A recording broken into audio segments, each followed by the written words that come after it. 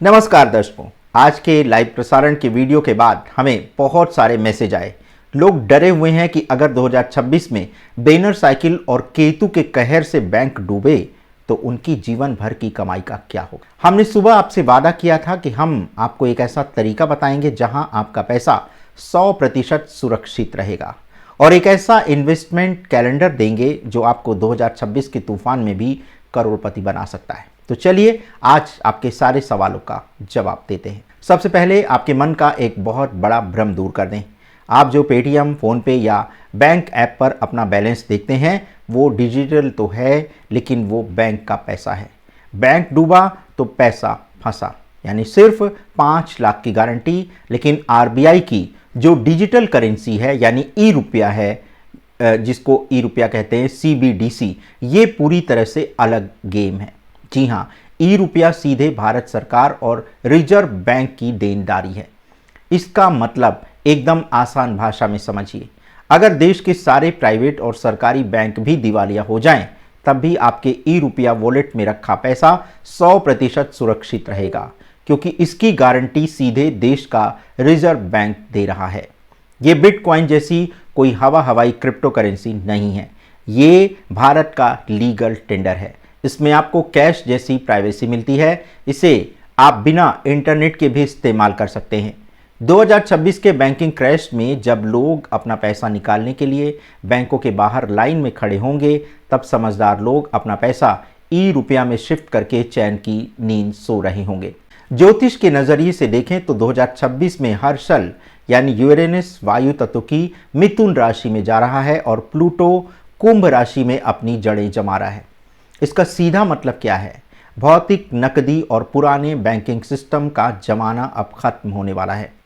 Digital currency और blockchain अब भविष्य नहीं है, बल्कि हमारा वर्तमान बनने जा रहे हैं। और अब आपका 2026 का करोड़पति बनने वाला इन्वेस्टमेंट कैलेंडर। जी हाँ, अब दिल थाम कर बैठिए, क्योंकि हम आपको 2026 का वो इन्वेस्टमेंट कैलेंडर देने जा रहे हैं जिसका आप बेसब्री से इंतजार कर रहे थे। तो कॉपी पेन निकाल लीजिए और ये तारीखें नोट कर लीजिए। फरवरी 2026, 20 मार्च 2026 तक बुध ग्रह वक्री रहेगा। इस दौरान कोई भी बड़ा इन्वेस्टमेंट, प्रॉपर्टी की डील या कागजी कार्रवाई बिल्कुल मत करिएगा। धोखाधड़ी या तकनीकी खराबी से आपका पैसा फंस सकता है। इसके बाद 22 अप्रैल के बीच शनि भी अस्त रहेंगे, तो शेयर बाजार में शॉर्ट टर्म ट्रेडिंग से एकदम दूर रहें। जून से अक्टूबर 2026 तक का समय, जी हाँ, ये पैसा छापने का सुनहरा मौका है। ये है 2026 का सबसे बड़ा जैकपॉट। देवगुरु बृहस्पति अपनी सबसे शक्तिशाली उच्च राशि कर्क में प्रवेश करेंगे। ये गोचर एक महाशक्तिशाली हंस योग बनाएगा।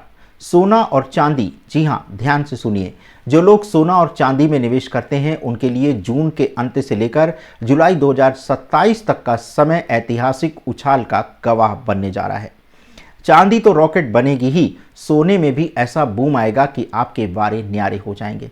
इस दौरान प्रॉपर्टी और रियल एस्टेट में लगाया गया पैसा आपको छप्पर फाड़ रिटर्न देगा। 5 दिसंबर 2026 को छाया ग्रह केतु कर्क राशि में जाएगा। यहीं से बेनर साइकिल का क्रैश वाला हिस्सा शुरू होगा। नवंबर से ही समझदारी इसी में है कि शेयर बाजार और हाई रिस्क वाली जगहों से अपना प्रॉफिट बुक करें और पैसा निकाल लें। यही वो समय होगा जब आपको अपना पैसा निकालकर एकदम सेफ जगह जैसे ई रुपया, एफडी या सरकारी बॉन्ड्स में डाल देना चाहिए। जब दुनिया पैनिक सेलिंग कर रही होगी, तब आप अपना कैपिटल सेफ रखकर इस मंदी का फ़ायदा उठाने के लिए पूरी तरह से तैयार रहेंगे।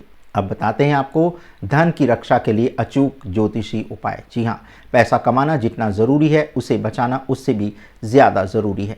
2026 के इस उठापटक वाले साल में 2 उपाय आपको किसी भी आर्थिक नुकसान से बचाएंगे। सबसे पहले बताते हैं शनि देव का उपाय। तो शॉर्टकट से पैसा कमाने की बिल्कुल मत सोचिएगा। हर शनिवार शाम को पीपल के पेड़ के नीचे सरसों के तेल का दीपक जलाएं और हनुमान चालीसा का पाठ करें। केतु का उपाय बताते हैं आपको। दिसंबर के बाद अचानक आने वाले खर्चे और नुकसान से बचने के लिए भगवान श्री गणेश की पूजा करें और श्री गणपति अथर्वशीर्ष का पाठ अभी से शुरू कर दें। मित्रों, 2026 हमें डराने के लिए नहीं बल्कि हमें जगाने के लिए आया है। पुरानी व्यवस्थाएं टूटेंगी, नए डिजिटल सिस्टम का जन्म होगा, यानी ई रुपया का जन्म होगा। अगर आप मेरे बताए गए इस इन्वेस्टमेंट कैलेंडर के हिसाब से चलते हैं और सही समय पर एंट्री लेते हैं, सही समय पर पैसा निकाल कर सेफ जगह रखेंगे, तो 2026 का ये क्रैश आपके लिए जीवन का एक सबसे बड़ा अमीर बनने का मौका भी साबित हो सकता है। लेकिन दर्शकों, आगे बढ़ने से पहले आपको ये सावधानी वाली डिस्क्लेमर ज़रूर बताना चाहेंगे। किसी भी आर्थिक निवेश से पहले आप अपने आर्थिक सलाहकार से बात ज़रूर कर लें। ये कार्यक्रम हमने आपकी जानकारी बढ़ाने के लिए और इसके आधार पर अपनी नई प्लानिंग के बारे में विचार विमर्श करने के लिए ये जानकारी हमने आपको इस एपिसोड के माध्यम से दी है। लेकिन अगर आप किसी भी तरह के निवेश में जाना चाहते हैं तो इससे पहले आप बाज़ार की स्थिति और जोखिम की स्थितियों का पूरी तरह से विश्लेषण करने के बाद ही आपको कहीं भी निवेश करना चाहिए। हम किसी भी प्रकार के निवेश में हुए लाभ या हानि के लिए जिम्मेदार नहीं होंगे। धन्यवाद।